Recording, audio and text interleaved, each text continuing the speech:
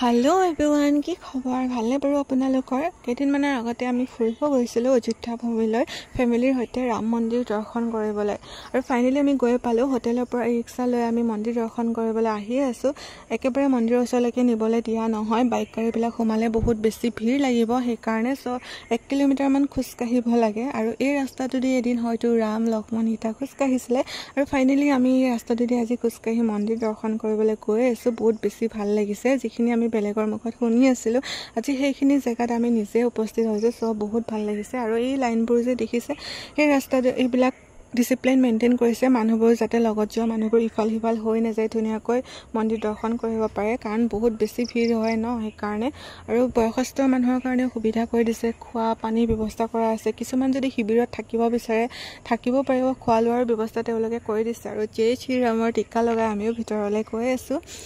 যেহেতু মন্দিৰটো ভিতৰলৈ মোবাইল নিবলৈ দিয়া নহয় লকাৰত থৈ যাব লাগে এটা কুপন দিয়া হয় আৰু যিদৰে এয়াৰপৰ্টত চেকিং কৰে তেনেদৰে ইয়াত চেক কৰা হয় আৰু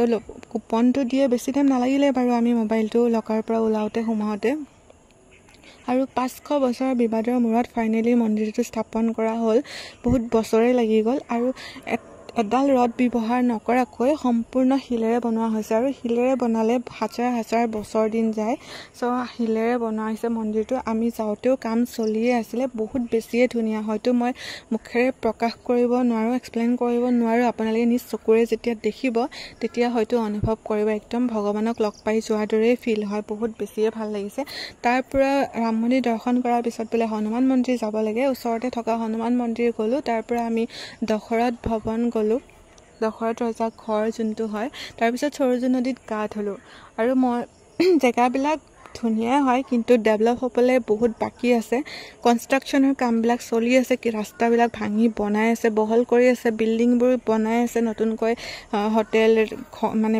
গেষ্ট হাউস এইবিলাক কিবা কিবি বনাই আছে যে আগতে যে দেখিছিলো ইটা দি বনোৱা ঘৰবিলাক সেইবিলাক এতিয়াও ইয়াতে আছে মানে একদম গাঁৱলীয়া পৰিবেশৰ টাইপ আৰু আমি যেহেতু জুন মাহত গৈছিলো ইমান বেছি গৰম সহ্য কৰিব নোৱাৰি মূৰত পানী দিব লগা অৱস্থা হৈ গৈছিল মোৰ মানে যদি আপোনালোকে যায় একদম অক্টোবৰ নৱেম্বৰ মাহত গলে বেছিয়ে ভাল হ'ব আৰু জায়গাখিনি দেখিলে আপুনি গম পাব যে অযোধ্যা ভূমি সকলো জায়গাতে ৰামৰ প্ৰতিছবি অঁকা হৈছে আজিলৈ ইমানেই বাই বাই আকৌ লগ পাম